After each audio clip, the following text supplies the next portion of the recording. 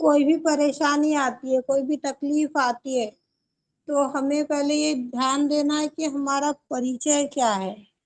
हमारा परिचय है, मैं एक शुद्ध, पवित्र, निर्मल आत्मा हूँ। यदि यह परिचय हमें पता चल पा रहा है, तो दूसरी बात, हमें यह तकलीफ क्यों है?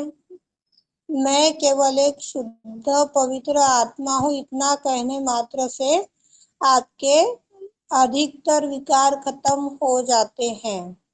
दूसरा महामंत्र बताती हूँ, मैं एक सहज योगी हूँ। यदि यह मंत्र आप अपने जीवन में उतारते हैं, व्यवहार में लाते हैं, तो हजारों गलतियां करने से आप रुक जाओगे।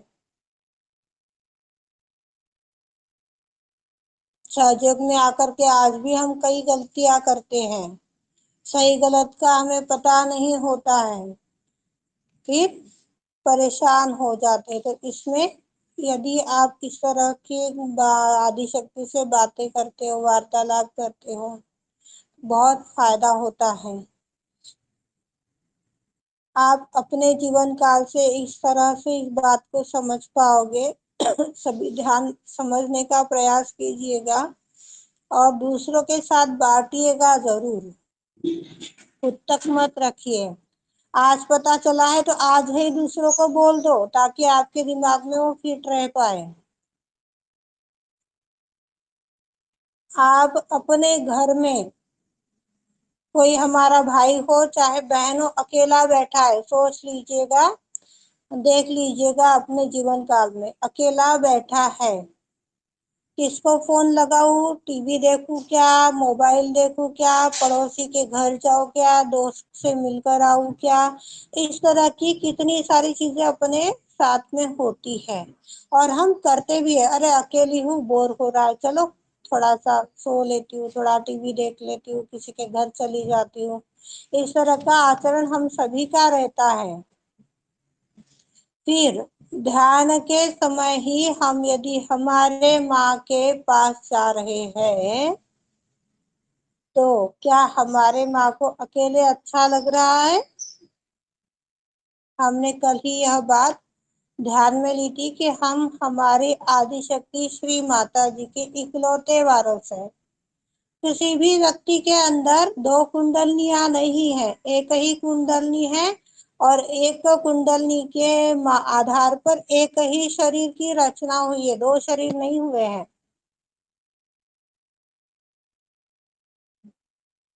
तो हमें कितनी बार उस माँ के पास आना चाहिए, कितनी बार याद करना चाहिए। ये नहीं बोल रही कि आप शरीर से बार बार उनके सामने जाओ, पर चित्त से, अपने हृदय से उनके सामने हमें जाना है, उनसे बात करनी है, उनसे पूछना है, उन्हें अपनी बातें बतानी है, जैसे इस जन्म के माँ के साथ में आप करते हो।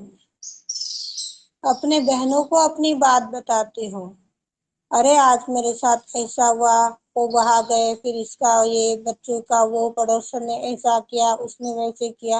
अपन इस तरह की बातें अपने बहनों के साथ, परिवार की बातें अपने मम्मी लोगों के साथ करते हैं।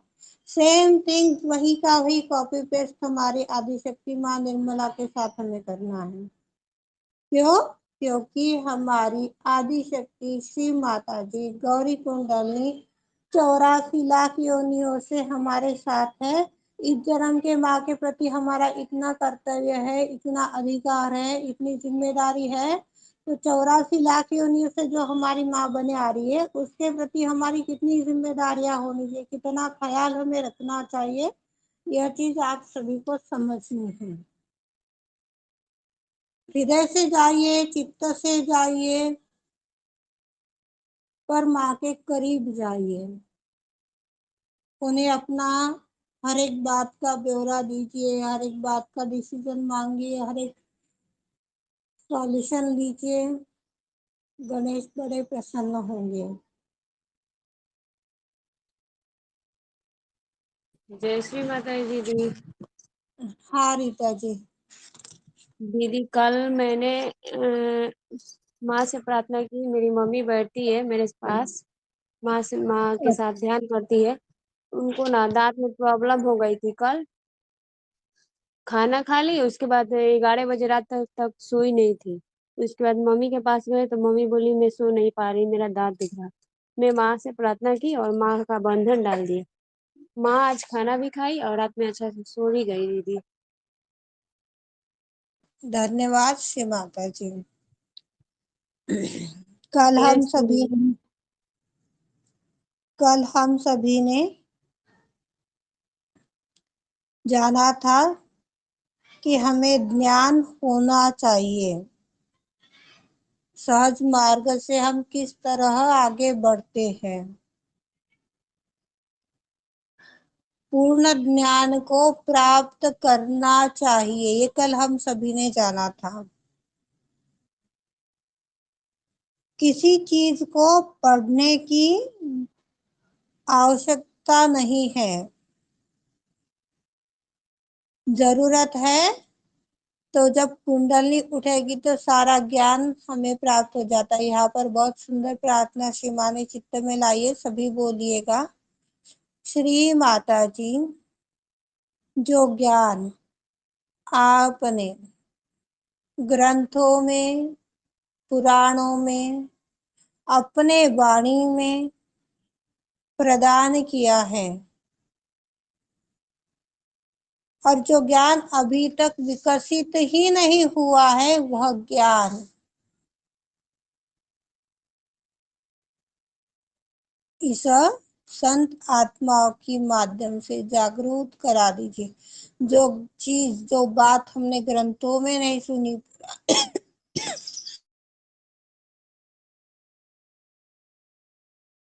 ग्रंथों में नहीं सुनी, पुराणों में भी नहीं देखी है, वह ज्ञान विश्व के सारे संतों को प्रदान कीजिए श्री माता जी।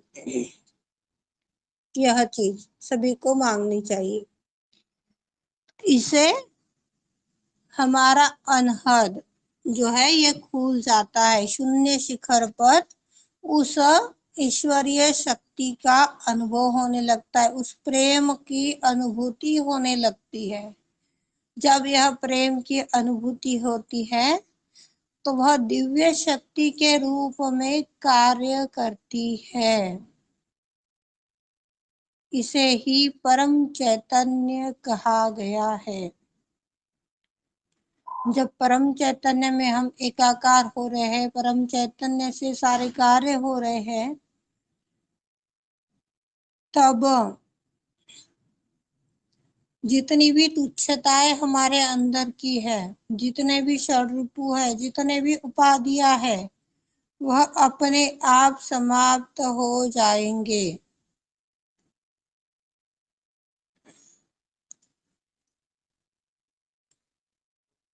ज्ञान क्षेत्र में स्थापित हो जाएंगे। मनुष्य के अंदर कितने स्वरूप के अज्ञान क्षेत्र हैं, जिसमें पहले आता है हमारी मानसिकता।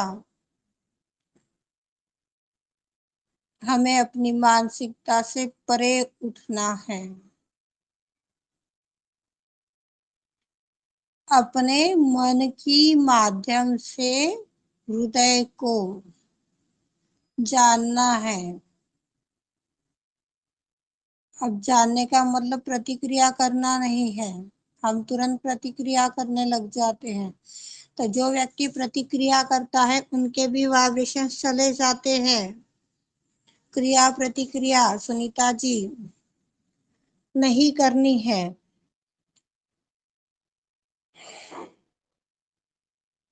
जो अपनी सुंदरता है, जो अपनी सुंदरता है, उस सुंदरता को क्रिया प्रतिक्रिया के माध्यम से हम बिगाड़ देते हैं। जो सुंदर सा ब्यूटीफुल फेस हमें आदिशक्ति ने प्रदान किया है, वो अगली फेस बन जाता है। इसलिए नहीं करना है। तनाव में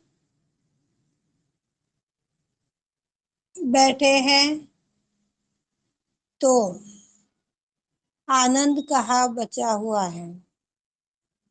किसी चीज का तनाव है, किसी चीज का टेंशन है, तो क्या आप खुश महसूस कर पाते हो? जब खुशी नहीं है तो कुंडलनी फिर सुप्तावस्था में चली गई है। ऐसे समय में हमें फिर कुंडलनी जागरण आत्म साक्षात्कार लेना चाहिए। आत्म साक्षात्कार की एक और विधि शिवा ने बताई थी, काफी समय पहले बताई गई है सभी को, जो न है उनके लिए फिर बता रही हूँ। दोनों हाथ हृदय की लेवल पर लीजिए और माँ से एक निवेदन कर दीजिए कि श्री माता जी, यदि आप बार बार पृथ्वी पर प्रकट हुए हो तो आपके उपस्थिति की अनुभूति हमें प्रदान कीजिए। इतनी सी प्रार्थना करने मात्र से या करवाने मात्र से आपके हाथों में सहस्त्रार में चैतन्य खिलने लग जाएगा। जो नॉन सहयोगी है, जिन्हें आप किस तरह से रियलाइजेशन दे रहे हो, उस व्यक्ति को चैतन्य की अनुभूति हो भी सकती है, नहीं भी हो सकती है। तो फिर कैसे पता करोगे कि सीमा प्रेजेंट है और उनको आत्म साक्षात्कार दिया है? एक आत्मिक शांति के माध्यम से, एक आनंद की रूप में। बोलते हैं ना, कुछ अनुभव तो नहीं हुआ पर बहुत अच्छा लग रहा है मुझे, ऐसा भी सुनने को मिलता है अपन लोगों को। तो मान लीजिए उनका रियलाइजेशन हो चुका है। जब आनंद से जुड़े नहीं तो आनंद कैसे प्राप्त करोगे? आनंद का साम्राज्य कहाँ है? परमात्मा की दरबार में। आप घर में कोई क्लेश चल रहा है, अपने मंदिर में जाकर के बैठ जाओ, एक अगरबत्ती लगा लो, फिर चाहे वो सहयोगी हो नॉन सहयोगी हो, डेफिनेटली काम करेगा। मंदिर में जाकर के बैठ जाओ तो क्या घर में चल रही कश्मकश हमारे कानों तक पहुंच रही है? हम शांति में बैठे, कितना अच्छा लग पा रहा है, कितना सुकून धीरे धीरे अपने अंदर आता है। कर कर देखिएगा।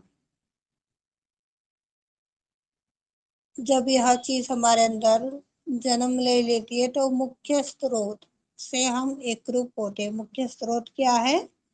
जो हमारी यंत्रणा है, यह यंत्रणा परमात्मा के मुताबिक चल रही है, परमात्मा से एकरूप होकर के बढ़ रही है।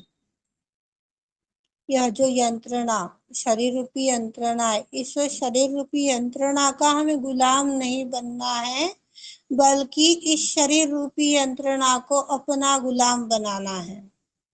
जब चाहे, जैसे चाहे, जहां चाहे वैसे वहां पर उसको विराजित करते आना चाहिए। अरे मुझे तो बड़ी ठंडी लग रही है, मुझे तो बड़ी परेशानी हो रही है, मुझे यानी मेरा शरीर आ गया। फिर आपका आत्म साक्षात्कार समाप्त हो गया। फिर आपको आत्म साक्षात्कार लेना होगा। मेरा शब्द, मैं शब्द, मुझे, यह शब्द हमें किस तरह से पतंग क्यों ले जाते, इसका 1 मिनट का वीडियो मैंने ग्रुप पर डाला हुआ है 2-4 दिन पहले, सभी देखिएगा। और ओपन योर हार्ट की चर्चाएं समाप्त होने के पश्चात अपने जीभ, अपने पैर, अपनी वाणी किस तरह से हमें भ्रष्ट कराती है, अपने योग से हमें भटका देती है, यह जानने वाले हम सभी। तो जो भाई बहनों ने ओपन योर हार्ट पार्ट 3 की वाणी सभी को बताई गई है, नए पुराने सबको बोला गया है कि लिखिए। लिखोगे तो जब समझाया जाएगा वो अच्छी तरह से आपके व्यवहार में आएगी, मस्तिष्क में अंकित होगी, तो कठिनाई नहीं बचेगी। एक निर्विचारिता भी हम पालेंगे। तो लिखना बहुत अच्छी बात है। फिर ये नहीं बोल रही हूँ मैं किसी को भी कि आप वर्ड टू वर्ड लिखिए। आपको समझ में आ रहे हैं तो पॉइंट से लिखिए, पूरी वाणी की वाणी, चैप्टर का चैप्टर मत लिखिए, पर पॉइंट उसके अंदर के शिवा ने हमें क्या बताई है, कौन सी विशेषता बताई है, कौन सा गुण बताया है, उतने मोटे मोटे छोटे छोटे सेंटेंस, छोटी छोटी ये नोट कर लीजिए, जिससे कि आपको पढ़ने में भी आनंद आए, समझने में भी आनंद आए। बड़ी लंबी चौड़ी अपन वाणी लिखते हैं, उसके बाद में पढ़ना अपने से होता नहीं, अरे इतना बड़ा मैसेज है, इतनी बड़ी वाणी कब पढ़ूंगा मैं, कब करूंगा मैं। सभी के साथ होता है, तो इससे हमारी रक्षा हो जाएगी और वो ज्ञान हमें आचरण में लाने के लिए, ध्यान में लेने के लिए इजी हो जाएगा।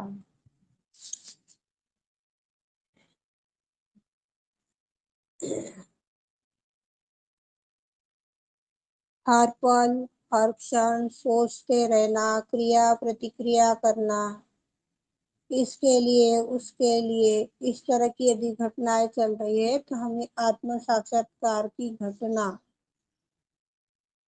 जो हमने कुछ समय पहले ली थी वह घट जाती है, जागृति नहीं बचती है।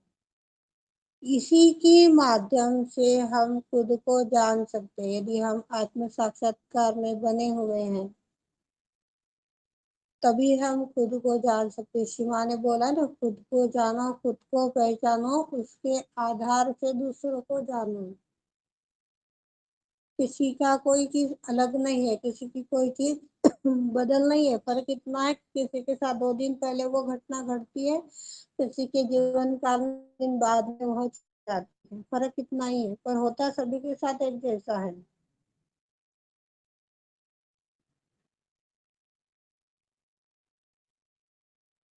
इस जागृति के माध्यम से हम अपने शारीरिक, मानसिक, भावनात्मक, आध्यात्मिक विचार से एकीकृत होते हैं। उसके पश्चात जब हमें जागृति मिलती है, चैतन्य मिलता है, तो चैतन्य के माध्यम से जो अनुभूति हमें मिलती है, उस अनुभूति से संतुलन स्थापित होता है। इसका परिणाम क्या होगा? फिर हम स्वस्थ, सुंदर, निर्मलता में बन जाएंगे। किसी प्रकार की परेशानी नहीं बचेगी, किसी प्रकार के विकार स्पर्श नहीं करेंगे जब पूर्ण संतुलन में है। तो चैतन्य बहुत शक्तिशाली है, बहुत ज्यादा कार्य करता है। हमारा ध्यान भी रखता है। कार्य के माध्यम से हर समय हमारी माँ सरस्वती की शक्ति, हनुमान जी की शक्ति कार्य करते रहती है, हमें प्रोत्साहित करते रहती है। वो कभी थकती नहीं है।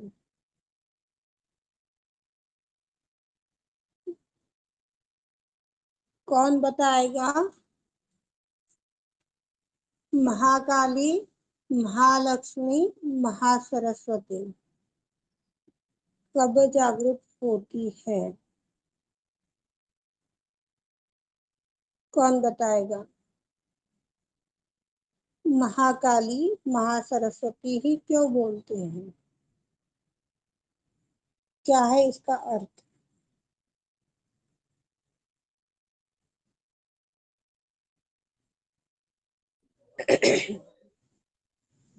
माया गोयल, जय श्री माता जी। महाकाली वेबसाइट है, अशुद्ध इच्छा, शुद्ध इच्छा, शुद्ध इच्छा, शुद्ध विचार। और माँ सरस्वती राइट साइड है, शुद्ध क्रिया शक्ति। तो पहले जब शुद्ध इच्छा होगी हमारी, तो शुद्ध इच्छा के साथ ही शुद्ध हम क्रिया भी कर पाएंगे। इसलिए पहले महाकाली फिर माँ सरस्वती। किसी भी काम की करने की पहले हम इच्छा करते हैं, उसके बाद उस काम को करते हैं। तो पहले इच्छा हुई तो महाकाली, फिर कार्य किया तो माँ सरस्वती, और जब कार्य पूर्ण हो गया तो महालक्ष्मी के पास है। जय श्री माता जी। क्षमा कीजिएगा, आपसे यह उम्मीद नहीं थी। यह बात आप लोगों को पहले समझाई जा चुकी, फिर भी आप लोगों ने गलती कर दी। ये अपेक्षा नहीं थी आप लोगों से। महा यानी जो सबसे बड़ी है, अद्वितीय है, वह शक्ति। जब हम परमात्मा की इच्छा शक्ति से एकरूप होते हैं तब महाकाली तत्व बनता है, अन्यथा काली का ही तत्व कार्य करता है। जब परमात्मा के ज्ञान से, दैवी प्रेरणा से हम एकरूप हो रहे तब जाके वो महासरस्वती बन रही है, अन्यथा सरस्वती ही कहलाती है। श्री माँ की यह वाणी आप लोग सुन लीजिएगा। महासरस्वती, महालक्ष्मी, तीनों नाड़ियों से जुड़ी हुई श्री माँ की वाणी है। बहुत टाइम पहले सुनी हुई है मैंने, 1.5 साल हो गया होगा सुनते हुए। महालक्ष्मी, जब हम उत्क्रांति के मार्ग पर दिन प्रतिदिन बढ़ते चले जा रहे हैं तब लक्ष्मी की शक्ति महालक्ष्मी बन जाती है। महा यानी अद्वितीय, बहुत बड़ी।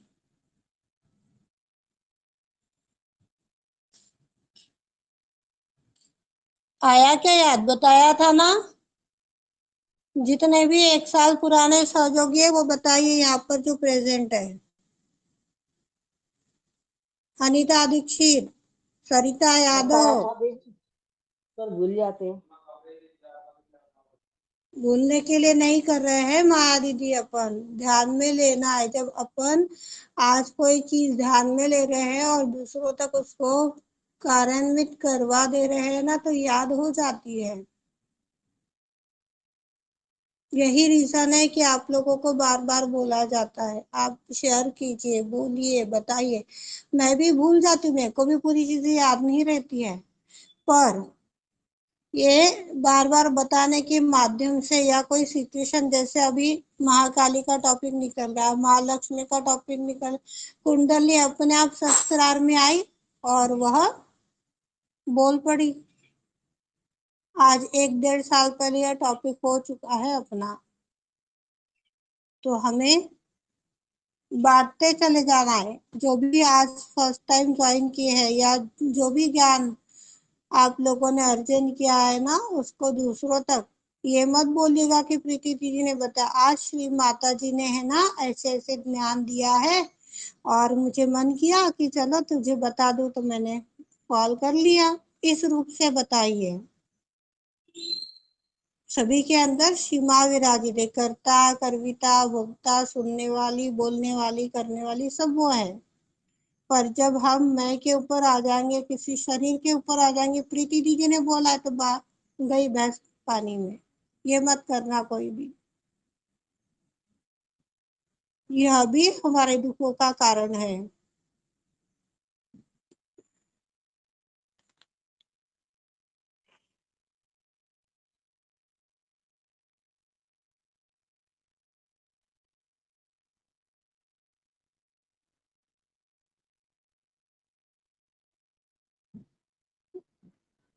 भविष्यवादी विचारों से, तरीकों से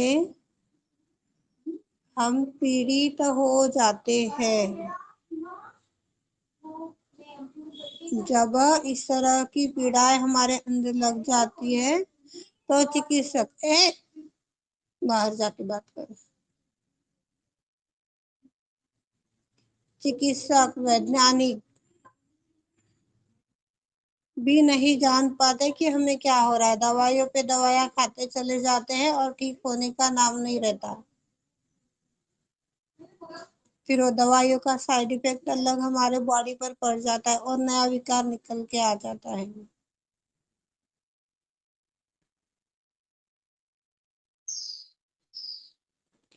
इस प्रकार की कार्य प्रणाली हमारे सारे तंत्र को बिगाड़ देती है। इसमें सबसे पहले हमारी राइट नाभि आती है। चित्त विक्षेप होता है। ऐसा क्यों हो रहा है, मुझे क्यों लग रहा है, क्या करूं क्या नहीं करूं, इस तरह का चित्त विक्षेप होता है, जो राइट नाभि है। जब राइट नाभि हमारी असंतुलित हो गई तो अपने आप हमारी इड़ा नाड़ी और सुषुम्ना नाड़ी बिगड़ जाएगी। आत्म साक्षात्कार से हम उतर जाएंगे। अभी अभी आपको एक बात बताती हूँ। परभणी से कॉल आया था 3:45 बजे। परभणी से कॉल आया तो अब उसको एक टेंशन ऐसा कि मेरा पति सहयोग नहीं करता है, अच्छे पोस्ट पर जॉब करता है, सब बातें बहुत अच्छी है, सैलरी अच्छी है, पैकेज अच्छा है, कोई टेंशन नहीं है, घर में किसी चीज की कमी भी नहीं है।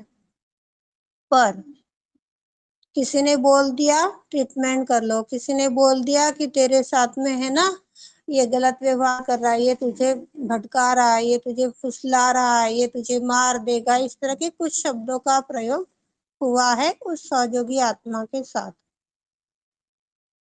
फिर अब लग गई कैंडल करने के लिए, ट्रीटमेंट्स करने के लिए, इस कदर ट्रीटमेंट करते चली गई कि नहीं मेरे अंदर पकड़ है, उसने मुझे ऐसे बोला, उसने मुझे वैसे किया वैसे किया, बहुत सी चीजें अपने अंदर उसने संगठित कर ली। कैंडल करते करते करते करते आज इस तरह की उसकी हालत हो गई है कि उसको कुछ भी समझ में नहीं आता है,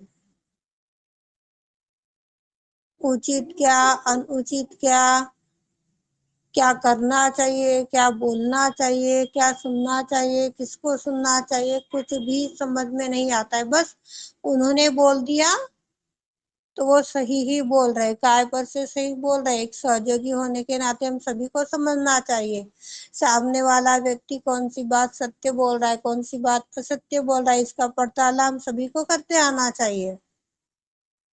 इसीलिए बताया जाता है कि जो भी बातें होती है, जो भी कार्य चलता है, अपने दोनों हाथ गोद में लेकर के चित्त सहस्त्रार में डालकर बैठोगे तो हमें सही गलत का पता चलेगा। आज मैं भी आप लोगों की ही तरह हूँ, परिपूर्ण नहीं हूँ। कल आप सभी को बताई किसी माँ के वाणी के माध्यम से आप लोगों को समझाने का प्रयास करती हूँ। वाणी समझाने का प्रयास इतना है कि हम लोग श्री माँ के वाणी को इतने एकाग्रता से सुनते ही नहीं है जितनी उस महिला ने क्या बोला, उस व्यक्ति ने क्या बोला, इन बातों के ऊपर अपना कंसंट्रेशन कितना रहता है, सभी अपने आप में देखिए। जब माँ की बातें अपने ऊपर नहीं पड़ पा रही है, माँ की बातें नहीं हो पा रही है, तो परेशानियां बढ़ेगी, सही गलत की पहचान नहीं आएंगी। जहां पर अपने दोनों हाथ गोद में चित्त सहस्त्रार में बना हुआ है तो कोई गलत शब्द बोल देना तो वाइब्रेशंस तुरंत बदल जाते हैं। जब हम आदिशक्ति के बच्चे हैं, आदिशक्ति की माध्यम से अनेकों स्थान से एकत्रित हुए हैं, आदिशक्ति के बच्चे हैं तो एक माँ का परिवार हो गया। सभी को एक में को बोलने का, बताने का, सही गलत उचित अनुचित अधिकार बनता है सभी का। किसी को कमी नहीं देखना है, किसी को गलत नहीं बोलना है, किसी अपने आप को भी बहुत ज्यादा भी नहीं समझना है कि मैं कितना अच्छा और मैं कितना करता हूँ, ये भी नहीं करना है। कोई काम कर रहे हो आप, मान लीजिए कि आप काम करते करते किसी से बात कर रहे हो, हम लोग बहनों की आदत होती है, मैं खुद भी करती हूँ, काम करते करते फोन पर बात करती हूँ। बात करते हैं, किसी से भी बात करते तो अपना अटेंशन सहस्त्रार में रखिए, दूसरे हाथों से काम चालू रखिए, तो सही गलत आपको पता चल जाएगा। ऐसे खट्ट से कुंडलनी आती है और बोलती कि ये बात गलत है, आप उसी क्षण चाहो चाहे ना चाहो अपने आप बोल पड़ती है वो। पर संतुलन से नीचे है, सहस्त्रार से नीचे, तो कैसे पता करोगे क्या सही और क्या गलत। बहुत मुश्किल वाली स्थिति आ गई है उस सहयोगी आत्मा की, जो परभणी की सहयोगी है, जिसके बारे में मुझे कॉल आया था। 3 साल का लड़का है, उसको सोचो कितनी मुश्किल होती होगी, घर में अकेली महिला करने वाली है, सहयोगी है, और दूसरों के बातों में आकर के अपने घर को, अपने परिवार को कितना कष्ट हो रहा होगा। पति सुबह ऑफिस चला जाता है और घर में बच्चा रहता है, औरत रहती है, और इस सिचुएशन में घर संभालना, काम करना कितना दोहरा होता है। सभी अपने माध्यम से सोचिए, देखिए। किसी को फॉलो मत कीजिए। हाथ जोड़कर, पैर पड़कर, पूर्ण हृदय से बार बार निवेदन है, किसी को फॉलो मत कीजिए। अपनी माँ आदिशक्ति को फॉलो कीजिए, इसमें हम सबका हित है।